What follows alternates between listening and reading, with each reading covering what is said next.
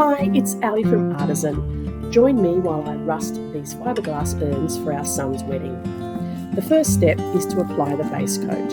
Now, this base coat will settle out, so it's important that you stir it well before you start using it. It should be the consistency of thick yogurt.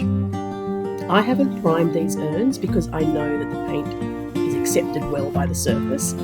If they were shiny or glossy, or I had concerns, I'd scuff sand them and then I would apply a primer before I applied the base coat. See how I'm applying it really thickly? I'm getting it in and I'm stippling to make sure that I'm getting texture and I'm getting good coverage.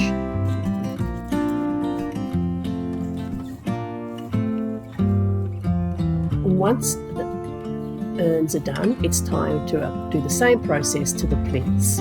So applying the base coat generously, stippling it to get lots and lots of beautiful texture. It's important that you use an old brush for this process. Once it's dry, it'll look like this. If you can see any of the white coming through, now's the time to just touch up with some more base coat, as you can see here. And you can see why it's important to use an old brush. But look at all that beautiful texture that we've obtained. It's thick, it's crusty, and it's going to look just like rust. Once the base coat is just touch dry, I apply the activator. Now this can be applied very generously as well, and again I'm using the same old brush. This is a mild acid, so I would advise wearing gloves, although I need to in this case. Once your activator has been on for about 10 minutes or so, you'll see that the surface changes colour. So it goes from being matte black to having a bit of a reddish hue to it, and that's the way that you know that the activator is working. During this time, keep it warm, mist it with water. If it's going a bit slowly for you, you can actually mist it with salty water, and that will speed up the rusting process.